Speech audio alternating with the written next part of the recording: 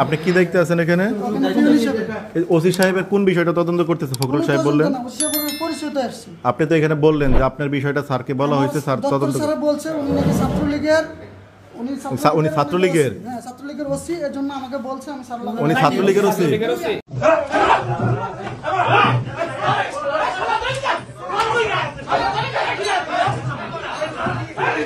আসসালামু আলাইকুম বন্ধুরা, আশা করি সবাই ভালো আছেন। আল্লাহর অশেষ রহমতে আমিও ভালো আছি। শুরুতে যে ভিডিওটি দেখলেন, আজকের ভিডিওটি খুবই গুরুত্বপূর্ণ। আশা করি শুরু থেকে শেষ পর্যন্ত আমাদের সাথেই থাকবেন। 5ই আগস্ট ছাত্র জনতার আন্দোলন মুখে আওয়ামী লীগ সরকারের পতন হয়েছে। অনেকেই দাবি করেছেন বা বলেছেন যে স্বৈরশাসকের পতন হয়েছে। তো সাধারণ মানুষ কি আসলে স্বৈরশাসকের হাত থেকে মুক্তি পেয়েছে, বা সাধারণ মানুষ কি সাধারণ জীবনযাপন যে কারণে জীবন দিয়েছে, আন্দোলন করেছে, সে আন্দোলন সঠিক স্বাদ গ্রহণ করতে পারছে? সেটা কিন্তু আসলে আমাদের মনে হচ্ছে পারছে না।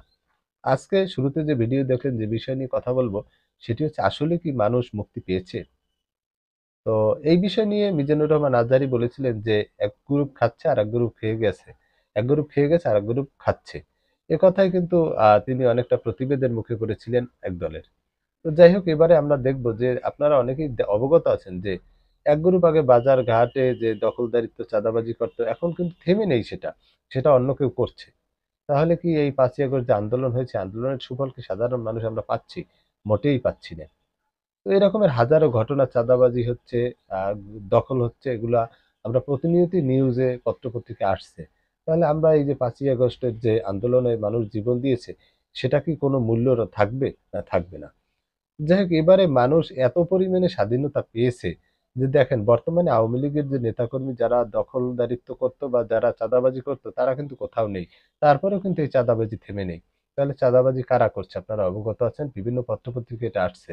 ইতিমধ্যে আমরা দেখেছি একটি জায়গায় যে সামান্য একজন বিএনপি অফিসের পিয়ন, তিনি একজন ওসিকে জিজ্ঞাসাবাদ করার জন্য তার কাছে জানতে গিয়েছেন। তাহলে বোঝেন যে আসলে মানুষের স্বাধীনতাটা কোথায় গিয়ে পৌঁছেছে, যে একজন থানার ওসি তার কাছে সাধারণ একজন পিয়ন বিএনপি অফিস, সেও জবাবদিহি করার জন্য যায়। যে ভিডিওটা ইতিমধ্যে ভাইরাল হয়েছে, চলুন আমরা সেখানে সেই ভিডিওটি দেখে আসি। ওই ওসি সাহেবের কোন বিষয় দেখতেছেন উনি?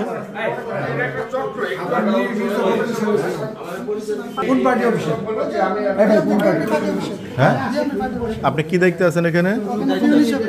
ওসি সাহেবের কোন বিষয়টা তদন্ত করতেছে ফখরুল সাহেব বললেন?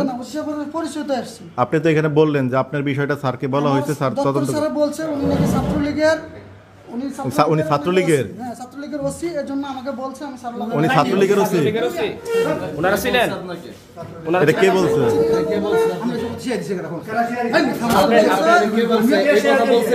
ছাত্রলীগের ওসি কে বলছে?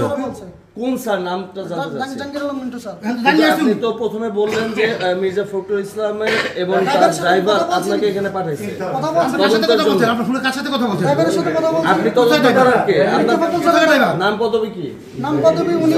আপনার নামটা কি? আমার নাম সুমন। আপনার স্যার বলছে যে উনি ছাত্রলীগের ওসি। কোন স্যার বলছে এটা? দপ্তর স্যার বলছে। কোন দপ্তর? বিএনপির দপ্তর স্যার বলছে। জাহাঙ্গীর আলম মিন্টু স্যার। হ্যাঁ, জাহাঙ্গীর আলম মিন্টু স্যার। উনি বলছে উনি ছাত্রলীগের ওসি। ওনার বিরুদ্ধে কি ব্যবস্থা নিচ্ছে, কি তদন্ত? ব্যস্ত না, আমি ওনার সাথে পরিচয়তে আসছি। ওনাকে আপনাকে পাঠাইছে? আপনি কথা বলেন নাই? না, আপনি তো বললেন কথা বলেন নাই। আপনাকে কি পাঠাইছেন উনি? আপনাকে পাঠাইছে দপ্তর থেকে? আপনি কি দায়িত্বে আছেন? আমি পিয়ন হিসেবে দায়িত্ব আছি বিএনপি অফিসের, বিএনপি কার্যালয়ের। হ্যাঁ, আচ্ছা। ওসি সাহেবের সাথে আপনার কি কাজ? ওনার সাথে আমি পরিচয়তে আসছি, কোনো কিছু না। ওনার সাথে আচ্ছা, অফিস থেকে কি কাজে পাঠিয়েছে আপনাকে? কাজে পাঠানো, ওনার সাথে আমি আপনারা পরিচয়। বললেন যে এই যে কাজে পাঠাইছে, যে ওনার তদন্ত করতে পাঠাইছে। তদন্তের কথা আমি বলিনি, আমি ওনার সাথে ফোনে কথা বলছি। মানে যে এখানে আমরা ওনার সাথে আমি ওনার সাথে আমার আবার পরিচয় আপনি আছে। যাকে ফোন ধরে দিলেন উনি আর ওই যে ফখরুল সাহেবের যে আপনার মহাসচিবের যে ড্রাইভারের সাথে সাভার ক্যান্টনমেন্ট থেকে বলতেছি, পরিচয় দেওয়ার পরে ফোনটা কেটে দিল। আচ্ছা, কোথায় গেছে? ড্রাইভার সাহেবকে কেন ধরায় দিলেন ফোনে? মানে ড্রাইভার সাহেবকে কেন ফোন ধরে দিলেন? মানে ধরুন আপনার পরিচয় দিয়েছেন দেখে, আমাকে চিনেন না দেখে আপনি মিথ্যা কথা প্রতারণা করছেন, এর জন্য আমি কথা বললাম। কে মিথ্যা প্রতারণা করছে? আপনি বলছেন যে তুমি কি মিথ্যা বলছো কিনা, সেটা আমি বললাম। ভাই ভাই থাকেন আপনি বাসা। তো বন্ধুরা, আমরা সেই ভিডিওটি দেখলাম, যে ভাবা যায় যে কি পরিমাণে স্বাধীনতা মানুষ অর্জন করেছে, যে একজন ওসির কাছে সামান্য একজন বিএনপি অফিসের পিয়ন, তিনি গিয়েছেন জবাবদিহি চাওয়ার জন্য। যাক, বিষয়টি ভাইরাল হয়েছে বিদায় পরবর্তী কিন্তু এই লোকটিকে গ্রেপ্তারও করা হয়েছে।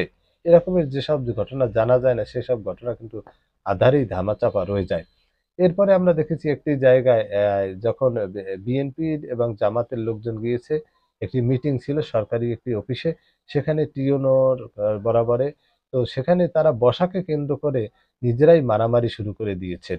তো সেখানে যে জামাতের লোকজন তাদের সাথে বিএনপির লোকজনের হাতাহাতি হয়েছে। যেটা শোনা যায় ইতিমধ্যে যে বিএনপির লোকজন আরকি জামায়াতের লোকজনের গায়ে হাত পর্যন্ত দিয়েছেন। মানে উভয় পক্ষেরই কিন্তু একটা হাতাহাতির ঘটনা ঘটেছে। তো আসলেই কি মানুষ আমরা স্বাধীনতা পেয়েছি? তো যাই হোক আমরা সেখানেরও ভিডিও ফুটেজটি দেখে আসি।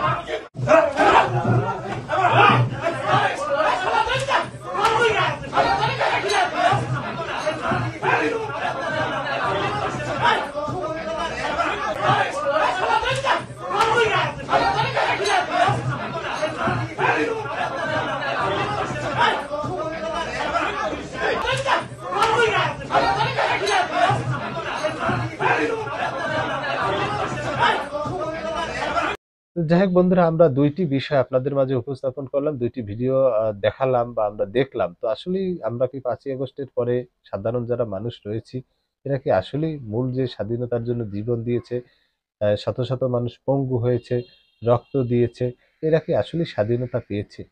বা আমরা কি স্বাধীনতা পেয়েছি? অবশ্যই আপনি আপনার মূল্যবান মতামত কমেন্ট বক্সে কমেন্ট করে জানাবেন। দেখা হবে আগামী ভিডিওতে। সে পর্যন্ত ভালো থাকবেন। আল্লাহ হাফেজ।